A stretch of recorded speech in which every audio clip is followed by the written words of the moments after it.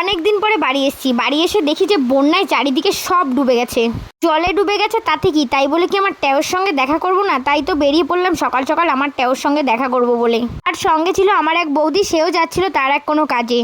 জলে নামতে কার না ভালো লাগে, আমার তো খুব ভালো লাগে। তেমন ভালো লাগছিল তেমন, কিন্তু একটা জিনিস ভেবে আমার খুব কষ্টও হচ্ছিল। জানো তো, প্রায় 10-15 বছর পরে এই রাস্তাটা ঠিক হয়েছে। আমি সারা জীবন দেখে এসেছি এই রাস্তাটা ছিল ইটের আর অনেক খারাপ। আর এতদিন পরে যখন রাস্তাটা ঠিক হলো তখন এবছরই বন্যা হলো। তোমরা তো সবাই জানো যে জলের মধ্যে রাস্তা খারাপ হয়ে যায়। আর দেখো, এখানে আমি কত নাটক করতে করতে যাচ্ছিলাম, বলছিলাম বৌদিকে আমার ভিডিওটা দেখতে যখন আমি পোস্ট করব তখন। আর এদিকে দেখো আমি টাইটানিক পোস্ট দিচ্ছিলাম দাঁড়িয়ে দাঁড়িয়ে। আর আমাদেরকে না এখানে সারা বছর যুদ্ধ করে বেঁচে থাকতে হয় পরিবেশের সঙ্গে। ঝড় বৃষ্টি বন্যা একটার পর একটা লেগেই থাকে। তারপরে যখন ঝড় হয় তখন তো ইলেকট্রিক থাকে না, অনেক সমস্যা।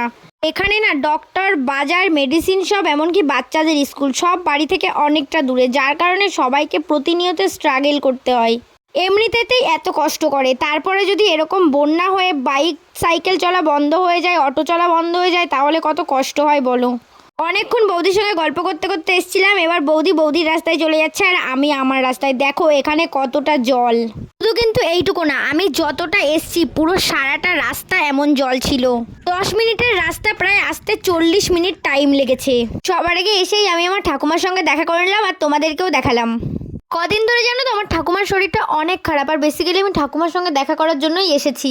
আর আমার ঠাকুমা আমাকে অনেক ভালোবাসে আর আমিও। আর ঠাকুমা দেখো এত রোগা হয়ে গেছে যে হাতগুলো যখন ধরে দেখছিলাম আমার এত কষ্ট হচ্ছিল।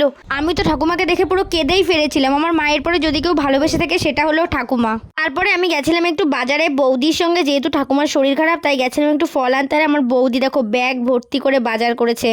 অবশ্য আমার বৌদি এসব কাজে খুব এক্সপার্ট। তারপর আমি গেছিলাম আমার ট্যাওর জন্য একটা জামা কিনতে। আর এই দোকানের এই ব্লাউজগুলো দেখে অনেক পছন্দ হয়েছিল, যেহেতু আমি শাড়ি কিনিনি তাই আর ব্লাউজগুলোও কিনি। আর এই রাস্তাটা দেখো, যখন বাজারে এসি তখন এই রাস্তা থেকেই আসি। আর আমার স্কুল লাইফের অনেক স্মৃতি জড়িয়ে আছে এই রাস্তার সঙ্গে। ট্যাওদের বাড়িতে এসে দেখি ট্যাও স্কুল থেকে চলে এসেছে আর আমার জন্য দেখো কত খাবার নিয়ে এসেছে। ভেবেছিলাম আমি ওকে সারপ্রাইজ দেবো, বাট আমি তো উল্টে নিজেই সারপ্রাইজ হয়ে গেলাম। তারপর আমি এখানে ওকে বলছিলাম চোখ বন্ধ করে হাত পাত, তোর জন্য সারপ্রাইজ আছে। দেখো আজকালকার বাচ্চারা কি বোঝে, সারপ্রাইজের কথা শুনলেই ওরা অনেক খুশি। দেখো নতুন জামা পেতে দেরি আছে, তবে পরতে দেরি নেই। ছোটবেলা আমরাও কিন্তু এমনই করতাম যে নতুন জামা পেলেই কখন পরবো। আর এখানে আমি আর আমার ট্যাও মিলে অনেক গল্প করছিলাম আর ওর মনে অনেক কথা জমেছিল যে পায়েল কবে আসবে আর ওকে সব কথা বলবো।